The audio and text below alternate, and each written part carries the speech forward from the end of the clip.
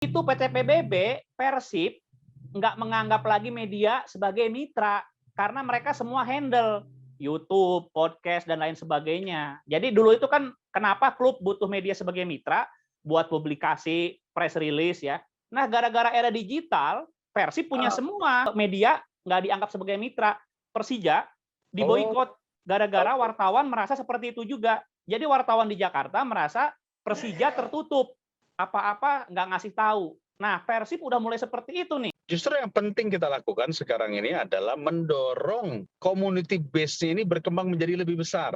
Sehingga nanti klub mencari dananya itu dari TV right, dari sponsor right, bukan dari yang kecil-kecilnya. Ya, karena small business-nya harus menjadi miliknya fans. Karena menghidupi fans itu bagian daripada menghidupkan industri bola itu sendiri.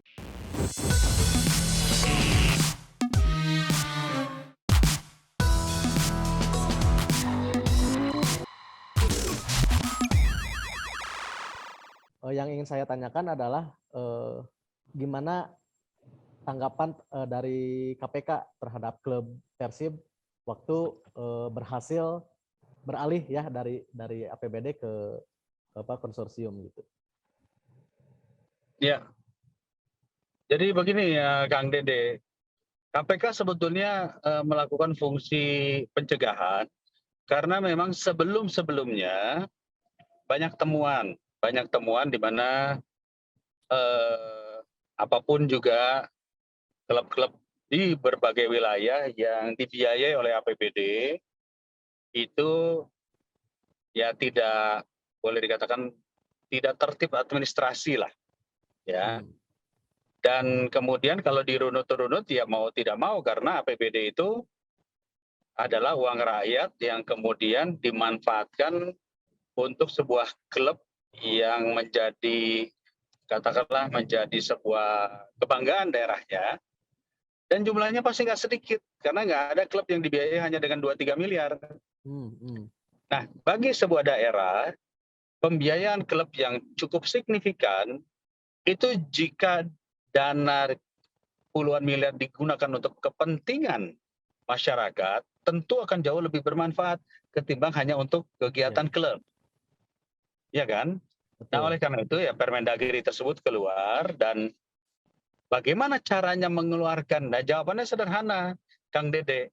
Ini bagaimana mengeluarkan orang-orang yang sudah berada pada zona nyaman, dapat uang tanpa kerja keras, yaitu ya artinya kalau APBD kan diputuskannya kan ya sepihak aja kan, gitu ya. Tiba-tiba harus nyari uang, ya, nyari uang di luar kan tidak semua sponsor mau mensponsori. Harus ada take and give-nya, harus ada hitung-hitungannya, harus ada benefit-nya, harus ada purpose-nya, dan bukan hanya tiket, karena kan kita tahu tiket keriting banyak banget, ya kan? Berarti kan harus ada pencapaian-pencapaian lain. Nah itulah yang kemudian menurut saya nih ya, yang diapresiasi oleh KPK bahwa Persib telah berhasil melewati fase itu. Dan bahkan mendapatkan sponsor dengan mudah karena memiliki sebuah metode-metode ya tadi benefit bagi sponsor itu apa? Iya. Bahkan ya dijadikan kan? Sebagai contoh klub sepak bola ya di Indonesia yang bersih katanya. Ya betul. Jadi oleh karena itu sekali lagi ini masalahnya bukanlah soal apa kata KPK bukan, tetapi adalah bagaimana mengeluarkan klub dari zona nyaman APBD daerah menjadi profesional. Jadi bedanya apa sih? Bedanya kalau profesional ya harus giat mencari kerjasama. Kalau APBD kan ya tinggal kesepakatan dengan itu saja, internal saja, kira-kira gitu. Oke, baik. Terima kasih, Pak. Oke, silakan Nuhun. Kang Eko. Jadi sebetulnya itu cara pandang yang profesional banget dari Kang Dede Yusuf ya. Karena kalau tadi saya kepikirannya kalau KPK itu melihatnya kan dari sisi hukum aja ya. Jadi ada pelanggaran. Aturannya gini nih, Kang Dede host dan Kang Dede Yusuf. Jadi kan klub sepak bola ini kan selama ini kan mendapatkan dana APBD kan dari Posibah ya. Ada larangan bahwa Posibah itu tidak boleh diberikan berulang-ulang setiap tahun. Nah, pelanggaran hukumnya adalah semua klub sepak bola, termasuk Persib, menganggarkan setiap tahun. Nah, itulah pelanggaran regulasinya. Gitu ya, Kang Ya, Deddy Yusuf ya? Gitu ya ya. betul. Jadi yang boleh tiap tahun itu Kang Deddy Yusuf juga udah pernah singgung kemarin di acara seminar PMI, terus apalagi ya? Kok PMI doang? KONI, KONI kayak gitu-gitu. Pramuka, PKK. Nah, jadi kalau klub bola nggak boleh, itu pelanggaran hukumnya. Nah, Kang Ya, Deddy ya. Yusuf, sekarang kita ngomongin bobotohnya deh.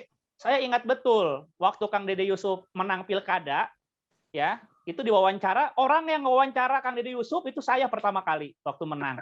Kang Deddy Yusuf aneh nggak? Loh kok malah program Persib yang wawancara saya gitu, Kang. Di situ Kang udah mulai melihat belum? Bisa-bisanya Persib seperti ini ya. Jadi ada klub bola punya program TV sendiri gitu. Dan ternyata Ya, pas ya. akan jadi wagub, weh banyak banget media Persib, ada koran, majalah, radio gitu. Akang awalnya agak kaget nggak, Kang? Ya, saya waktu pertama diwawancara oleh TV Boboto ya waktu itu ya. Itu nama programnya Persib Aing, Kang. Oh, Nama Persib programnya. Aing, iya. Waktu itu ya Kang Eko yang wawancara. Jadi saya juga langsung bilang, wah gila ini klub sepak bola punya TV ini. Tapi saya lupa bukan klub sepak bola yang punya TV, tetapi Boboto yang kreatif. Punya radionya, punya TV-nya, punya macam-macamnya gitu ya. Jadi poinnya sih kalau menurut saya community base itu membuat seseorang menjadi kreatif dan bisa berbuat apa saja. Nah, artinya dulu itu kalau saya nggak ketemu Kang Eko, mungkin saya nggak terpikir untuk menjadikan Persib sekarang memiliki banyak sekali varian-varian bisnis. Kan yang penting kan varian bisnisnya itu ada. Jadi varian bisnisnya bukan hanya klub saja. Kita bikin sekolah, kemudian nanti kita ya ada mungkin nanti ada TV-nya. Saya nggak tahu TV-nya udah jalan apa belum ya.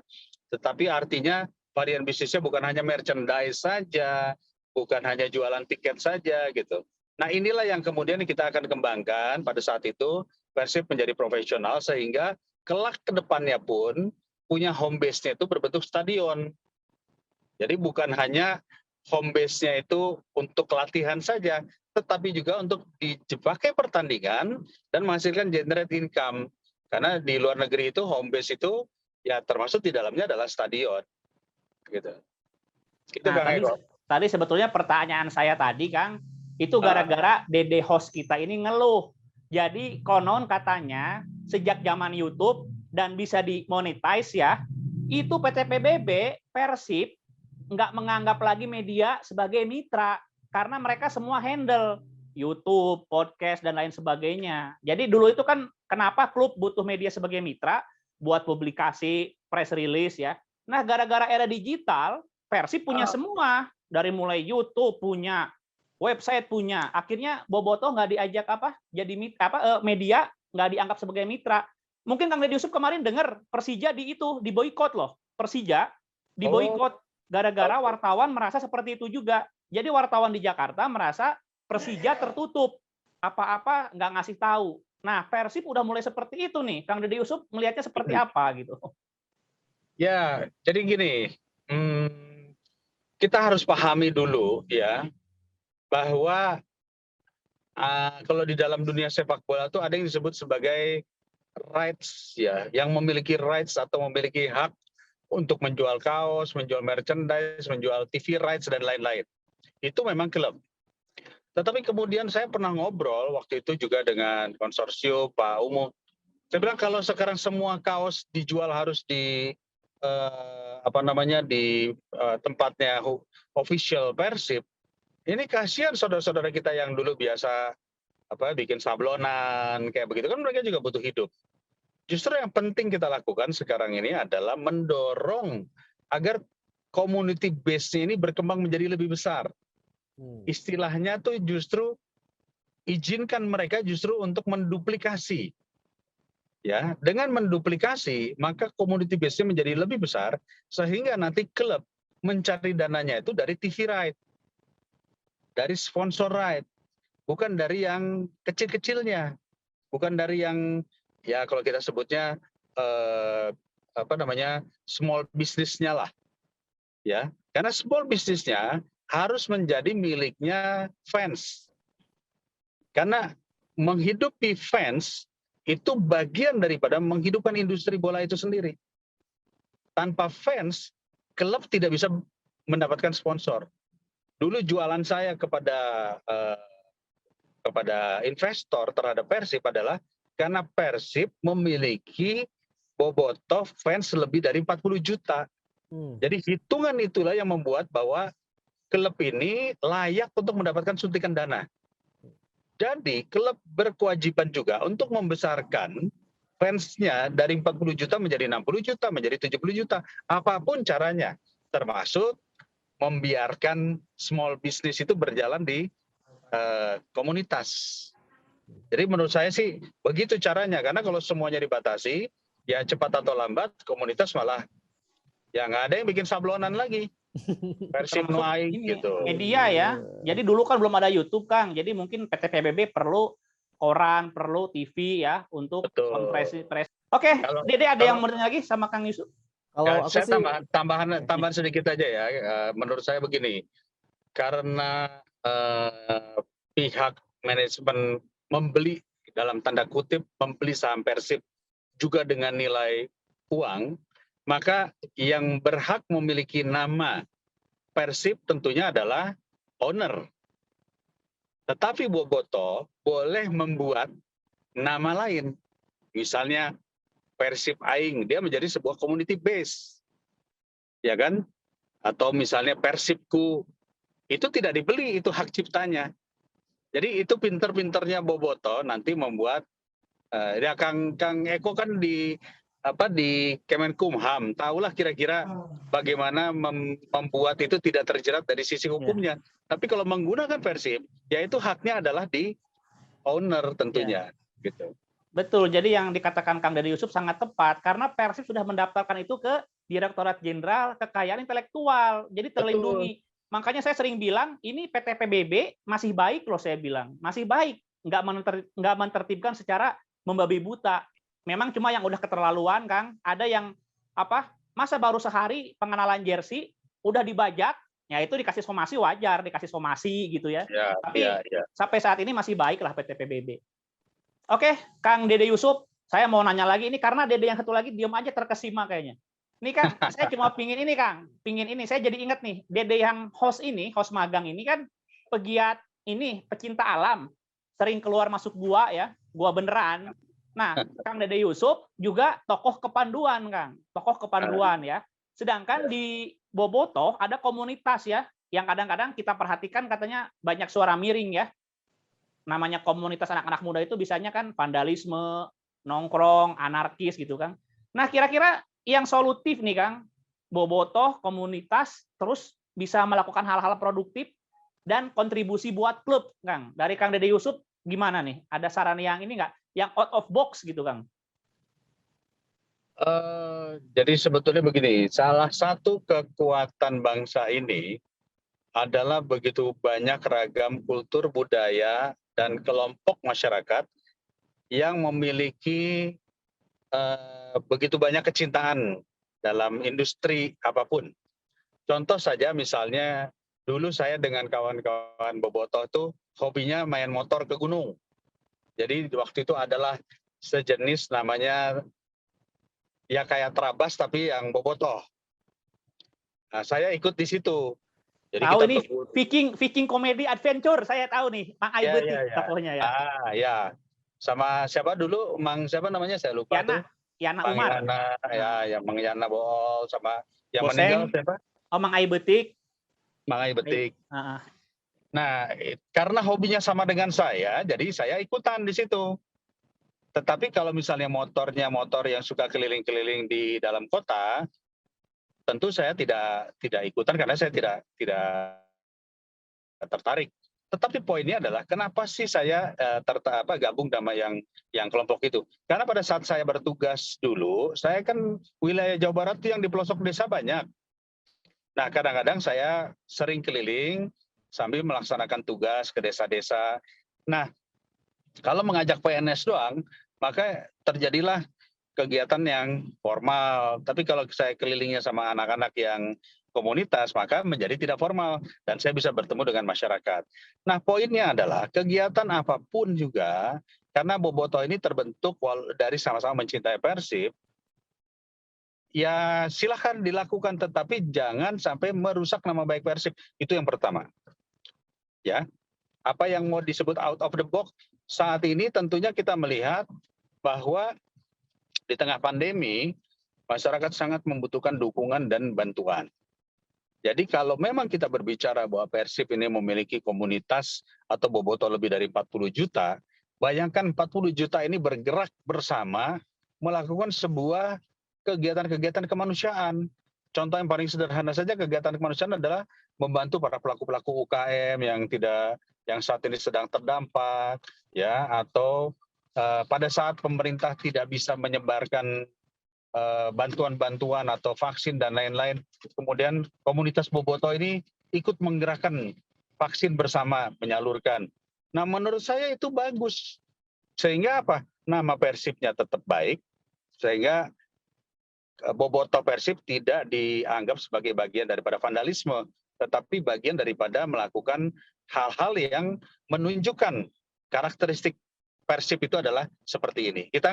Kita beginilah, kalau kita bandingkan Bobotoh dengan beberapa fans mania di luar, kita tahu lah ada yang kadang-kadang perilakunya malah kebablasan, kebangetan, atau bahkan berperilaku yang tidak baik dan tidak benar.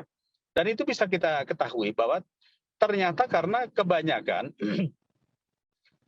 fans-fans mania tersebut, ini banyak yang anak-anak alay. Iya kan? Nah, justru kita percaya bahwa Bobotoh ini bukan melulu isinya anak-anak alay, tapi isinya adalah anak-anak kreatif, anak-anak Bandung, Jawa Barat yang penuh dengan pemikiran-pemikiran, dengan gagasan-gagasan, bahkan kalau kita katakan ya profesional-profesional. Ya tunjukkanlah kegiatan-kegiatan komunitas itu yang sesuatu yang profesional dan kreatif. Menurut saya itu pasti akan baik dan akan bagus juga buat Persibnya itu sendiri. Itu Kang Eko. Waduh, ini luar biasa ya. Emang kalau politisi handal ini runut, clear nih. Kang Deddy Yusuf, saya mau nanya hal yang agak serius nih. Ya. Kang ini kan di Komisi 10, mitra kerjanya Kemenpora dan Kementerian Pariwisata.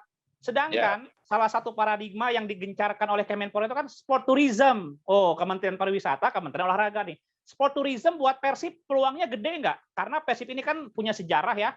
Saya tuh kepikiran bikin museum, dikunjungi berbayar, terus ada namanya tuh apa program Infinity apa gitu. Nah, kira-kira sport tourism dan Persib masuk akal atau terlalu mengada-ngada nih, Kang? Jadi sport tourism ini sekarang adalah bagian daripada upaya untuk menghidupkan dunia olahraga. Ya, jadi tourism itu artinya bahwa ini adalah bagian daripada pariwisata. Di luar negeri tentu kita tahu beberapa stadion-stadion itu sudah menjadi kunjungan-kunjungan wisata.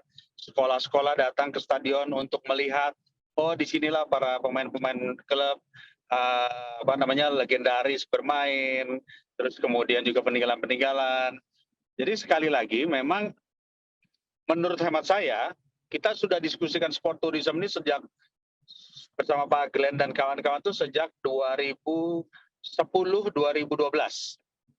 Jadi salah satunya adalah menjadikan home base itu sebagai namanya sport tourism. Sport tourismnya seperti apa? Gini, waktu itu kan kita mencari-cari home base ya, mulai dari Stadion Siliwangi, kemudian sampai ke mana ya? Saya lupa beberapa tempat sudah kita kunjungi ya, termasuk Jalak Harupat, termasuk Gede Bage, ya. Tetapi kepengennya Pak Glenn itu punya sendiri. Karena dengan punya sendiri, kita bisa mengelola itu sendiri menjadi sport tourism. Jadi kalau misalnya kita sebut saja anak-anak sekolah, orang datang ke sana bukan hanya dapat merchandise, dia bisa nonton film. Jadi ada bioskopnya. Jadi highlight yang dilakukan oleh Persib, yang diedit dengan filmnya, dengan transisinya, cerita-cerita legenda-legenda Persib dari dulu bagaimana, itu nanti akan muncul di situ, di bioskopnya. Ya. Jadi kayak Hall of Fame-nya dibikin, ya. Dan Persib sudah menyiapkan konsep tersebut. Hanya sayangnya, tadi dikatakan, untuk menentukan lokasi tempat, karena saya waktu itu sudah pernah diminta sama Pak Glenn, cariin tanah dong. Saya waktu itu cariin tanah di Kabupaten Bandung. Bilang aja di Kabupaten Bandung karena kota Bandung udah mahal.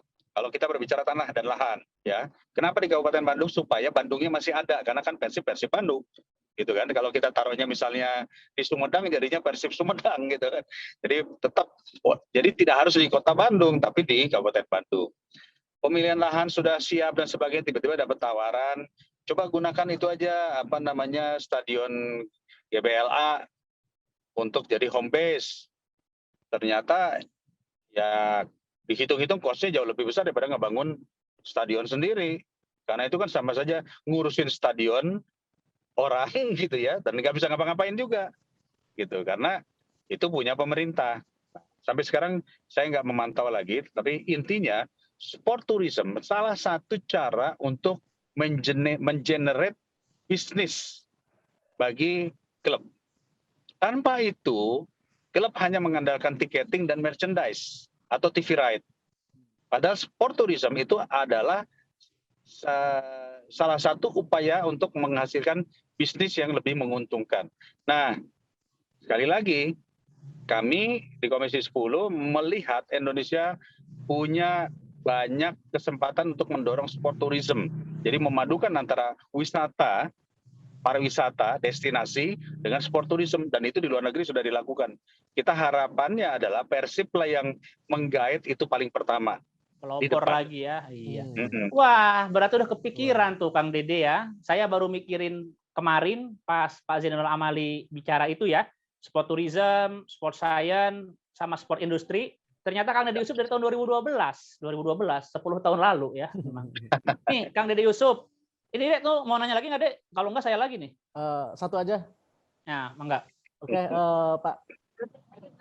Entah bersinggungan atau enggak, cuman 2017 itu kan Kemenpora ya, ada program 4 prioritas percepatan pembangunan sepak bola di Indonesia nih. Yang diantaranya adalah pembinaan sepak bola usia dini, apalagi ya lupa, ada 4. Nah, gimana nih progres dari program itu sampai saat ini? Karena kalau ini berjalan dengan mulus, mungkin akan menjadikan kualitas sepak bola Indonesia lebih naik kelas lah gitu. Begitu. Terima kasih. Saya nggak nangkep tadi kekecilan suaranya, Kang Dede, coba. Oke. Kalau saya kedengeran nih Kang, saya sampaikan. Oh, iya. Kalau orang yang keras itu kedengeran, oke. Nah, jadi tadi Kang Dede host bertanya kepada Kang Dede Yusuf sebetulnya tentang ini, tentang pembinaan. Jadi kayaknya selama ini orang-orang di sepak bola itu kan nyari yang populernya Kang, yang pro-nya, kompetisi Liga 1, sedangkan aspek pembinaan seakan-akan terabaikan. Ya mungkin karena pembinaan ini kan nggak komersil, panggungnya kurang. Nah, progresnya nih Kang di pembinaan seperti apa katanya? Sepak bola di pembinaan, Kang. Baik. Ya, sekali lagi tahun 2012 kita udah diskusi bagaimana memanfaatkan Persib U18. Ya. Karena kita banyak pemain U18 pada saat itu yang hanya duduk di bench tapi nggak pernah dimainin. Jawabannya sederhana. Ketika pemain-pemain asing nilainya mahal dan besar-besar, terus nggak main, kesempatannya itu kan akhirnya boleh dikatakan sayang banget kita nggak mainin mereka maksimal. Jadi jawabannya, kalau kita berbicara pembibitan, maka harus ada liga-liga lainnya. Yang liga-liga lainnya itu bukan levelnya pada Liga 1, yaitulah Liga 2, Liga 3, tetapi yang U18-nya atau U16-nya itu bisa dimainkan. Karena itu adalah kaderisasi dan regenerasi. Supaya kita tidak terbentur pada saat setiap musim itu berebut bajak-bajakan pemain, terutama pemain asing. Saya bisa memahami lah betapa ribetnya ngurus pemain asing dan anggaran yang dibutuhkan juga tidak kecil. Nah, momentum ini memang terkait. Kalau kami di Komisi 10, kita melihatnya adalah satu, pembibitan atlet itu biasanya nanti akan kita mulai di sekolah-sekolah. Jadi sekolah itu nanti akan kita bekerjasama dengan Kementerian Pendidikan, ada beasiswa khusus untuk atlet-atlet muda. Jadi siswa-siswa yang berbakat di sepak bola misalnya, itu mendapat beasiswa nanti. Sehingga nanti begitu dia sampai di U18-nya atau 16-nya menang-menang, klub tinggal ngambil. Ya kan? Nah, yang kedua, kita juga minta agar pemerintah mendorong agar liga-liga kompetisi itu diperbanyak. Jadi bukan hanya nungguin Liga 1 saja gitu. Jadi itulah yang memberi kesempatan agar atlet-atlet kita yang muda-muda itu mendapatkan kesempatan untuk bertanding. Begitu, Kang Dede. Siap, terima kasih. Nah, Pak. Ini karena 5 menit lagi mau adzan maghrib, ini pertanyaan terakhir saya, Kang Dede Yusuf ya, karena mau maghrib. Yang dikatakan oleh Kang Dede Yusuf, justru saya lihat paradoks ya, dengan Persib. Persib dengan grup konsorsium ya, yang punya akses hebat secara politis, modal besar ya, itu malah doyan datengin pemain asing, dan doyan juga menyponsori naturalisasi pemain seperti Sergio Van Dijk dan kawan-kawan gitu ya. Nah ini gimana Kang Dede Yusuf? Jadi Persib ini idealnya kan kata Kang Dede Yusuf pembinaan dioptimalkan, tapi tiap tahun ya, lihat yang sekarang aja Kang, lihat yang sekarang pemain naturalisasi paling banyak di Persib. Terus pemain asing juga full kuotanya gitu Kang. Ini gimana nih Kang? Saya belajar dari basket ya. Basket itu pemain asing tidak ditentukan oleh klub, tetapi dikelola oleh Perbasi. Perbasilah yang kemudian melihat bahwa ada klub yang memang harus dibantu oleh pemain asing. Ditaruhlah pemain itu di situ. Supaya apa? Nanti klub-klub yang katakanlah kurang ngetop, tapi kemudian pemain asingnya main di situ, dia bisa naik peringkatnya. Oh, Mercu player ya, Mercu player itu. Ya. Nah, sementara kalau di PSSI, pemain asing itu dibeli oleh klub, ditentukan oleh klub. Apa akibatnya? Semua orang berlomba-lomba berebut pemain-pemain bagus duluan. Dan ketika kontraknya hanya 2 tahun, mereka hanya punya waktu maksimal mengoptimalkan ya 2 tahun itu. Karena sesuai kontrak yang nilainya fantastis. Akibatnya apa yang terjadi? Penonton hanya menunggu pertandingan klub A lawan klub B yang sudah dinanti-nanti karena memiliki pemain-pemain top. Itulah saya dan kawan-kawan di Komisi 10 lagi berdiskusi. Mungkin ke depan pemain asing itu memang tidak bisa ditentukan oleh klub, tapi harus melalui organisasi atau cabur. Sehingga apa? Sehingga cabur nanti akan menentukan, oh misalnya kita sebut saja katakanlah mungkin PSIS lah. Wah ini PSIS perlu kita dorong. Ya pemain topnya ditaruh di situ. Supaya bisa melawan nanti pemain yang lain. Nanti kan bergerak, kompetisinya bergerak. Nah, PSIS Pak, apakah karena ada Pak Yoyo Sukowi di situ Pak? Ya itu teman saya dan beliau kan sering cerita betapa sulitnya mengelola sepak bola, jadi paham sekali gitu. Baik, Kang Eko ada lagi? Oh ada, ini yang terakhir banget. Enggak, sebetulnya bukan terakhir. Terakhir banget. Dan saya nggak minta dijawab ini Kang Dede Yusuf, saya nggak minta dijawab. Saya cuma ngasih tahu aja. Menjelang Piala Dunia Basket ya, ada permintaan naturalisasi dari Perbasi. Itu banyak yang laporan, bukan laporan sih, banyak yang ngasih tahu ke saya. Itu naturalisasinya itu ada yang sedikit dilanggar itu Kang, terkait usia loh. Karena usianya baru 16 tahun tuh para pemain basket itu. Tapi saya juga jadi malas menelusuri karena memang di Perbasi kita tahu ada sosok-sosok itu juga, ada Pak Menteri juga, Pak Menteri BUMN kan, makanya mungkin alasannya diskresi lah, kepentingan nasional atau apa gitu. Nah, saya mungkin sebagai warga ya pesan aja ke Kang Dede Yusuf buat naturalisasi nih Kang, yang naturalisasi istimewa lewat pasal 20 Kang, atlet bola, aduh ini udah boros Kang, ada 20 lebih yang dinaturalisasi, tapi dampaknya buat kebanggaan kita, buat timnas nggak ada gitu Kang. Sebagai warga negara saya titip aja buat Kang Dede Yusuf nanti lebih selektif di Kemenporanya segala macam gitu Kang. Walaupun yang menentukan Komisi 3 ya naturalisasi itu. Gitu Kang. Komisi 3 betul. Baik, kita pernah berbicara masalah ini. Kenapa kok pemain yang mau dinaturalisasi itu yang satu usianya sudah kedaluarsa, atau kedua mungkin masih terlalu muda, Tapi rata-rata permintaan naturalisasi ini mendesak. Ini 2 minggu lagi harus diputuskan, kira-kira begitu. Nah, menurut saya, karena kami melihatnya adalah kepentingan pertandingannya dulu nih, setelah itu kita selalu minta berapa lama masa bakti si pemain ini. Ya, kalau lebih dari 3 tahun, maka itu berarti ada sesuatu yang optimal. Tapi kalau hanya dipakai 2 tahun, setelah itu nggak terpakai lagi, ini berarti pemain sisa. Kita menganggapnya demikian. Oleh karena itu, kita juga pengen koordinasi dengan Komisi Hukum nantinya, agar tidak selalu mendesak proses naturalisasi ini 2 minggu atau sebulan sebelum pertandingan. Karena kelihatannya kan mestinya usulan itu masuk setengah tahun sebelumnya, 6 bulan sebelumnya. Kita masih mengatakan ya udahlah, kita masih bisa minta yang lain. Kalau ini kan, Pak, ini kalau nggak ini dinaturalisasi, kita besok nggak bisa ikut pertandingan kejuaraan dunia. Itu selalu kita didesak dengan begitu, Kang Eko. Jadi saya pikir ini proses administrasi ini memang harus kita luruskan. Saya akan meminta nanti kepada Kemenpora agar proses naturalisasi, apapun itu bentuknya, harus usulan 1 tahun sebelumnya. Kalau tidak usulan 1 tahun sebelumnya, kita nggak punya kesempatan untuk menimbang dan katakanlah memberikan penilaian yang lebih komprehensif lagi.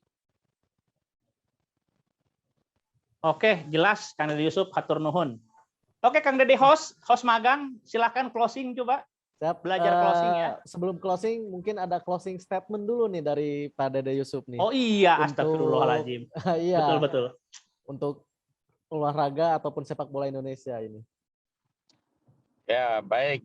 Yang pertama saya terima kasih sekali ini udah diundang untuk ngisi konten daripada TV Bobotoh ini. Apapun, saya lupa nggak tahu namanya nih apa, Bobotoh TV ya? Bobotoh TV, Pak. Bobotoh TV, ya. Dan suatu kehormatan bagi saya, masih diingat oleh Kang Eko. Karena biasanya orang kalau sudah sudah melupakan lah, saya nggak apa-apa, saya bahagia, saya bangga. Tetapi ada satu hal yang perlu saya sampaikan, bahwa bola adalah bagian daripada industri olahraga, dan satu-satunya olahraga yang memiliki kos yang sangat besar sekali. Apa sih kos yang terbesarnya? Itu adalah stadion. Saya teringat ketika dulu sebagai wakil gubernur, kalau ketemu dengan masyarakat selalu yang diminta stadion baru, gitu kan ya. Lalu karena didesak seperti itu, kita membangun 4 stadion baru di Jawa Barat. Tapi nyatanya prestasi bolanya tetap begitu-begitu aja. Ya, jadi kesimpulannya adalah jadikanlah olahraga bagian daripada hidup, bukan hanya sekedar menonton olahraga. Karena kalau olahraga menjadi bagian dari hidup, kita aktif olahraga, kita aktif main futsal, kita aktif melakukan kegiatan olahraga, kita hidup sehat, kitanya menjadi sehat, dan siapa tahu akan lahir atlet-atlet baru ya dari masyarakat itu sendiri. Jadi sekali lagi saya mengendorse ini Kang Eko, agar masyarakat Jawa Barat, masyarakat Bobotoh juga menjadi pemain-pemain atau atlet-atlet atau berolahraga untuk kepentingan kesehatan kita ke depannya. Itulah catatan dari saya. Amin. Baik, terima kasih Pak Dede Yusuf sudah meluangkan waktunya untuk bergabung di acara Buricak Burinong.